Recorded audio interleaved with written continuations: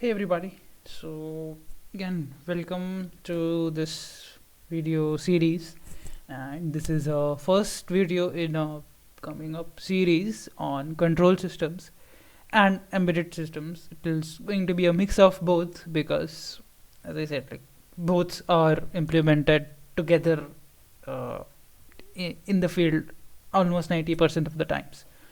So there'll be some concepts about embedded systems like PDMs, PWMs, counters, ADCs, and stuff like that. There will definitely be a lot about control systems, how to controllers and everything works, the reasoning behind the reasoning behind the theory and how it comes out into practice, how it is used, and everything. And I will try as far as possible to not start from the theory. Everything that I use here in this series, I will try to make sure that I start from the application, like where it is used, and then display like how it is being used and why it is needed. Okay, so let's start by talking about what is a control system and why we need a control system in the first place. So the reason we need it is anywhere, you might be in a robotics or in an industrial environment or a small electronics application. You want to control the power that is going into or the current that is going into your microprocessor, some small electronics application like that. As engineers, designers, you will like to have some amount of, actually a good amount of control on what is the output of the system. The system can be a simple motor, in which case the output would be its torque or its speed. It could be an entire robot, in which case its output would be the robot speed or maybe the robot's path or its position or whatever it might be. In case of an electronic system, power electronic or any kind of that system, it might be what the output voltage is, what the output current is, and things like that.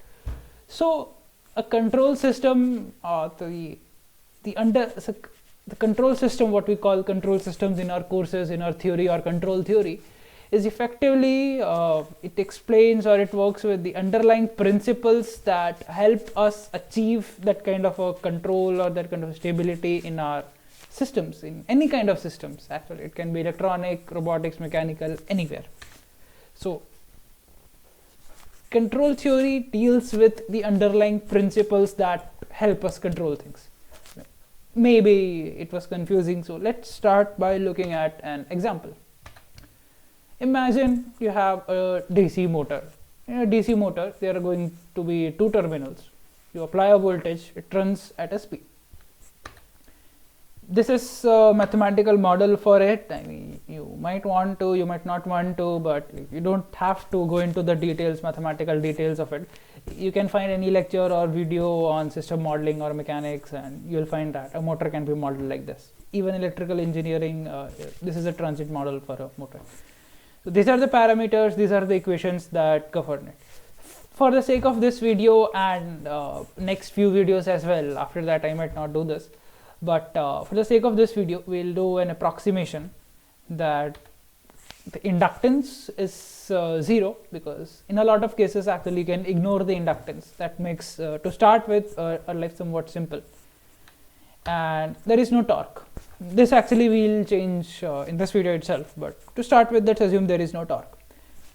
Making these assumptions, our equation changes a lot from, as you can see, it's like a second order equation, it changes to a first order equation. And we apply a constant DC voltage, the inductance is negligible, it makes our math easier, and there is no external torque. Our equations, we can write them as this. This is a simple first order differential equation and a linear equation. Effectively, it's a first order differential equation. You can solve it, it comes out to be an exponential response. I mean, the first order differential equation, it's simple like this. And let's see what the speed is. In order to simplify, not writing too much, I'll just make this entire thing as capital A, this KB plus RABM by KT, and this entire thing as C. Let's see what the speed is as a function of time. This is my speed, Vs and K and C, I explained in the earlier slide. And as the motor settles down, if we have a constant DC voltage and it settles down, or when it's in steady state, as you can call it, this is what our speed is going to be. Now, this is when there is no external torque. Let's say we add an external torque. What happens? For that case, let's you can calculate it as well. It is going to be a simple first order equation again if the torque is constant. But I'm not going to do that. Let's just go to some simulations again using tessim. So let's come to our simulation. As it's the same script as I had shown in the installation video. It's a motor. We have, in this case, actually we'll have 3 nodes, and that's it. 2 nodes for the motor inputs, the third node for monitoring the speed, 0, 1, 2, and we apply a 10 voltage input, and these are the motor parameters. Okay, and that's pretty much it. So let's see what is the speed of the motor in the steady state speed. This is without any torque, so let's see what this is. Now I can simply run the name vi. So pointers, it gives this pointers null error when the motors are not connected to any nodes. Okay, and they are not. I forgot one line. Set nodes 0 and 1. This should do our trick. Okay, let's try again now that I've assigned them some nodes. Okay, let's see what this the speed, and I get speed of something like 331.5 something. Let's note it down. Note down in your notebooks or wherever you want. So this is my speed, and this is 10 volts input without any external torque. Now let's give a torque. So in order to give a constant torque to the motor, if it's a time variable or some torque like that, is a slightly different way, slightly more complicated. But if it's a constant torque, you can simply write, just I'll put a very small torque. This is all in standard SI units. Everything is in SI units. So this is 0.00003 Newton meters. And now let me run it. Oh, it's still the same. So maybe I need to increase the torque somewhat.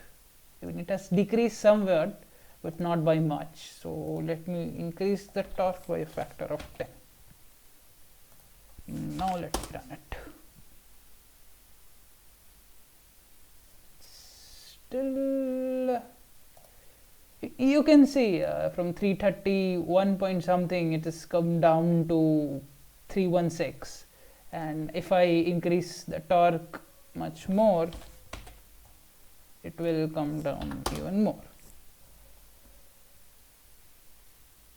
It's now down to 150 something, 160, I think 174.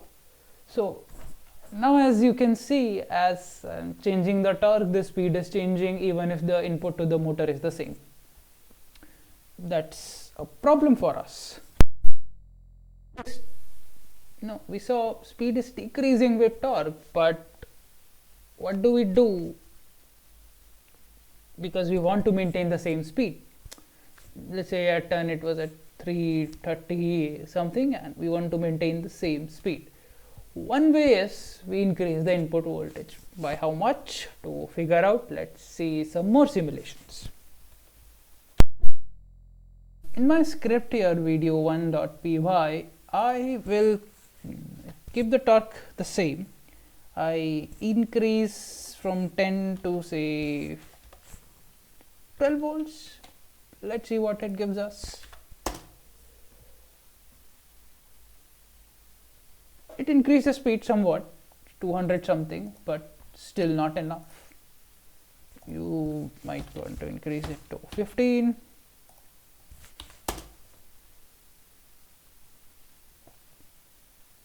We reached there, but still not quite there, I think. Oh, it's actually a bit too high. We wanted 331 points, around 331. It's gone to somewhere 340 something.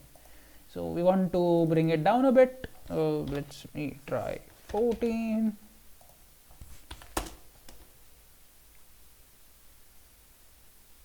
We're no, still not there. We're a bit down. It's 307, so it's going to be somewhere between 14 and 15. Let me try 14.5.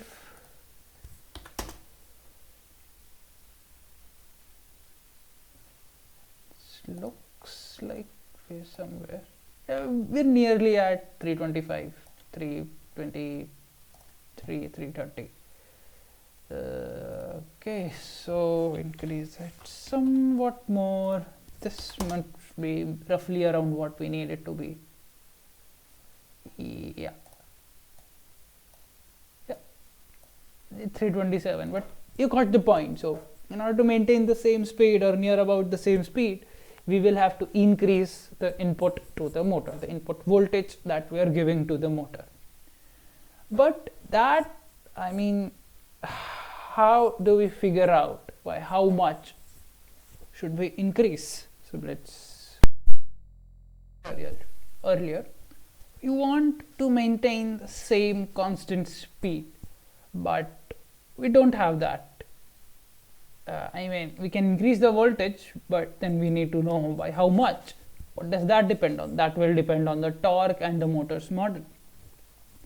And the thing is that if the torque is a constant and known, actually more than constant, if it's known, then we can estimate what is the input we need and just give it that input, and it might work.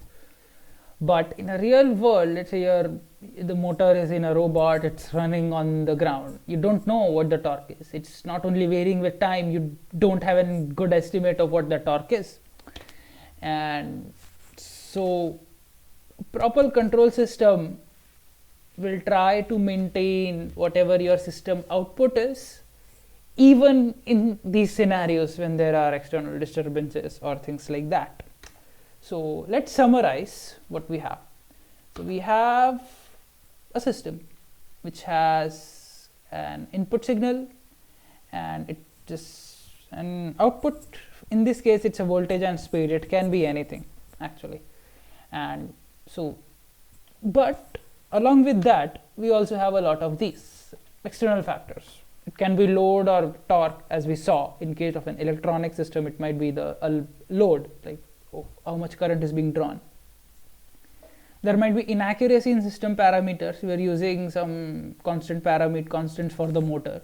They might not be accurately measured, or the model of the system that you might have might not be that accurate in order to give you a proper output. There might be some noise in the input itself. You are giving an input of say 10 volts, but the actual input it is varying between 9.5 and 10.5. There might be that. There might be some external disturbance, friction, and a lot of noise that both input and output ports that you're not actually able to model very accurately. So what we want is, despite all these factors, we want to maintain your output at a desired level or within a desired band.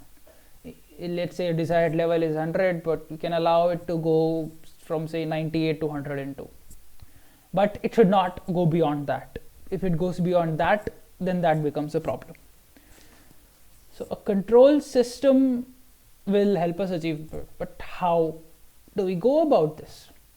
So let's say this is the system. We have disturbance, input and output, and the system itself. What we want is something like this. We have a reference which is the desired level. We are reading what the output of the system is. We are giving, then this box. It's a box. In control system theory, we call it a controller. It will do some operation on it, it will do some math on it, or it might be a circuit. It will just do something on it, give an input, give a signal input to the system that gives us the desired output, or eventually gives us the desired output, maybe after some transient disturbances. This is, if in effect, the motivation behind why we need a control system, what it does, and why we need it.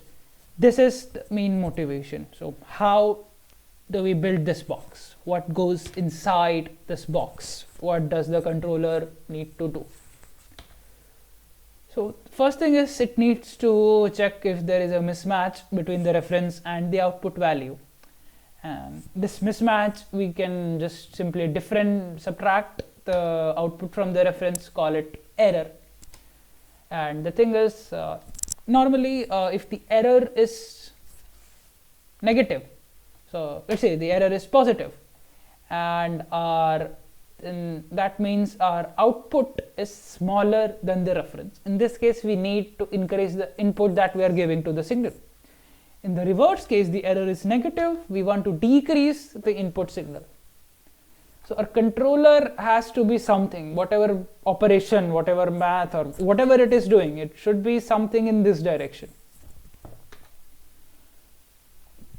And overall, doing this overall transients, eventually we aim that it will settle down at a point where this error is 0. We are at, or within a band that we can accept, ideally 0. How to go about this, and how do you design the controller? The very first thing, if you have done any algorithm class or any kind of a coding class, is you manually check and shift the voltage. If the error is 0, you increase the voltage by some value, which is input some plus some fraction. This fraction can be 0.2, I was taking it as 2 or 3, as I did right now. And if its error is less than 0, then input minus fraction. But there are some issues with this approach, that even if it's not taking into account how much the error is. Let's say you just started, your motor is just stopped, the error is huge. You can actually you need to step up to a good amount of voltage very fast, otherwise your system is going to be very slow. If from the start itself you are going at a fraction rate of 0.2 volts per second or something like that. So what you want is, when the error is large, you want the change in input voltages to be large, and when the error is small, it will still keep on making jumps of 0.02, 0.02, or whatever that fraction is. Even if you are very close to your reference value and you don't need to make that jump, it must really just slow down and not do much of anything. So in order to achieve that, what we can do is, instead of a fraction, we can use the error itself another way, which is this. We update the input in this manner. K can be any factor, we call it gain. It can be anything that you choose. This is how you keep on just increasing the input or decreasing the input if the error. You can see it's taking into account the magnitude of the error, the sign of the error, all in one thing. And as many of you might know, this is an integrator. I mean, it's simply an integrator in a discretized version. And the controlling factor can be, the K factor can be taken care of. You can tune the K factor depending on how you want your system to react. Okay, and that's all for this video. In the next video, I will try to take you down on building a demo of this integrator. I'll implement it in C code inside an Atmega microcontroller and simulate it using tessim. And in order to have a better response, it doesn't do anything unexpected. Your system doesn't do weird stuff in case you have this kind of a feedback. In that case, what I will do is, there are a lot of tools. Control system theory is actually built to explore all those tools. One by one, we will discuss them, and I will also try to demonstrate them using tessim as far as possible. And I hope this video series helps you learn about control systems. I hope this particular video helped you grasp why you need a control system in the first place, what is a control system in the first place, and why it's important to learn about it. And thank you, and have a nice day, afternoon, whatever you're having. Thank you.